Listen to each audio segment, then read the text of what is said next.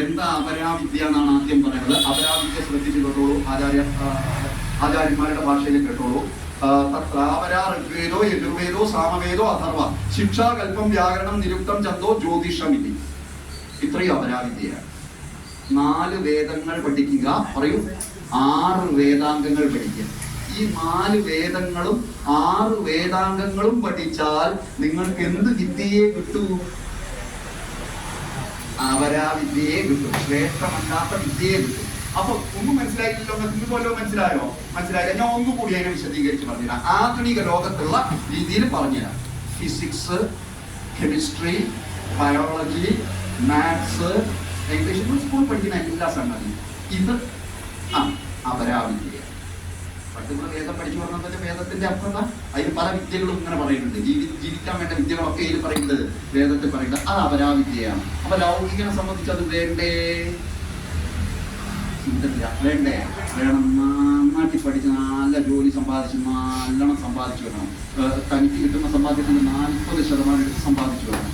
അതിനൊരു 15 to 20%, 15 മുതൽ 20% വരെ സമൂഹത്തിന് കൊടുക്കണം. കേൾക്കുന്നില്ലല്ലോ.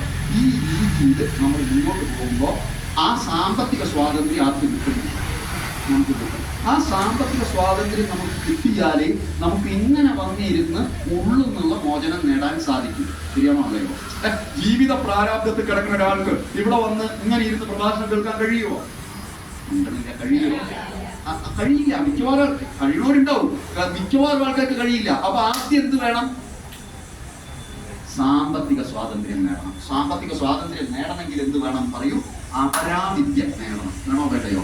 അപരാവിദ്യ നേടുമ്പോൾ നമ്മൾ സാമ്പത്തികമായിട്ട് സ്വാതന്ത്ര്യം നേടും. നേടുകയോ? നല്ല ജോലി നല്ല ജീവിത അനുസന്ധാനം നടത്തി അങ്ങനെ നല്ല രീതിയിൽ മുന്നോട്ട് പോകുമ്പോൾ നമുക്ക് ക്ലേശങ്ങൾ ഇല്ലാണ്ടാവും. ആവോ ഇല്ലയോ?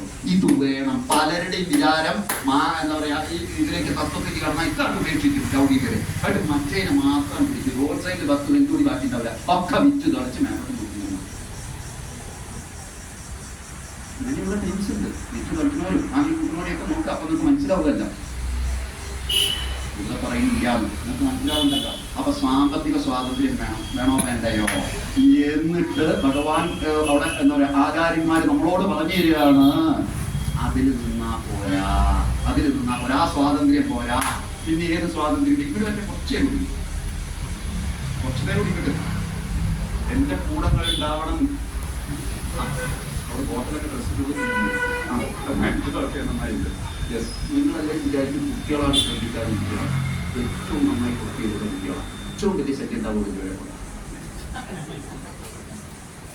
അവരതിൻ്റെ ഇടയിലൊരു എന്തോ വിഷയം ചർച്ച ചെയ്തതാണ്. ഇത് വരട്ടെ, അവരൊക്കെ എൻ്റെ സുഖകാരെ തിരിച്ചും വേണ്ടപ്പെട്ടവരാണ്. വരട്ടെ, എന്തെങ്കിലും പറഞ്ഞാൽ ആ ഗുണിയില്ലേ എനിക്കത്തെ പറഞ്ഞാൽ പരാവിദ്യ എന്താ?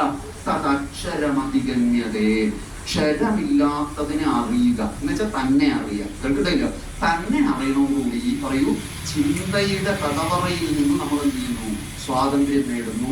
ഈ കൂടിട്ടുള്ളെന്ന് നമ്മൾ എന്ത് ചെയ്യുന്നു? സ്വാതന്ത്ര്യം നേടുന്നു. ഇതിനെയാണ് പരമപദമായ പറയൂ മോക്ഷം എന്ന് വിളിക്കുന്നത്.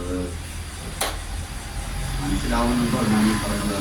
അപ്പൊ 2 സ്വാതന്ത്ര്യത്തെയാണ് ആചാര്യന്മാര് ഏതിലൂടെ ഉപദേശിക്കുന്നത്? ഈ എന്താ പറയാ വിദ്യയിൽ ഉപദേശിക്കുന്നത് അപരാവിദ്യയും പറയൂ പരാവിദ്യയും. ഇതാണ് ശബരിമലയ്ക്ക് പോകുമ്പോഴുള്ള 2 കെട്ട്. മുൻകെട്ടും പറയൂ പിൻകെട്ടും. മുൻകെട്ട് എന്താ പറയാ പരാവിദ്യയാണ്, പിൻകെട്ട് അപരാവിദ്യയാണ്. പറഞ്ഞാൽ മനസ്സിലായില്ലേ?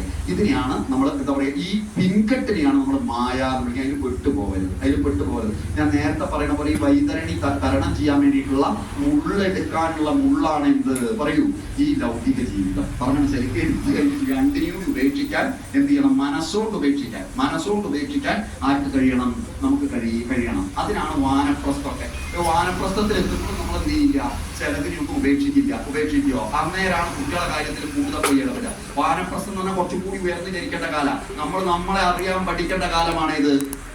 കുട്ടികളൊക്കെ കല്യാണം കഴിഞ്ഞ അങ്ങനെ ഉണ്ടല്ലോ. ആ കഴിഞ്ഞ് കഴിഞ്ഞാൽ പിന്നെ അവരുടെ കാര്യത്തിൽ പോയി കൂടുതൽ ഇടപെടാൻ കണ്ട ഇടപെട്ട വീട് വനമാവും. അന്നേരം നമ്മൾ കൂടുതൽ ലോഹട്ടിട്ട് കുട്ടികളെ ഉപദേശിച്ചാണ് മോനെ അങ്ങനെ ചെയ്യരുത് ഇങ്ങനെ ചെയ്യരുത്. കാരണം നമ്മളെ കുട്ടികളെക്കാളും സ്നേഹം ഉണ്ടാവും നമ്മളെ നേരെ കുട്ടിയോടാണ്. അതുകൊണ്ട് നിങ്ങൾ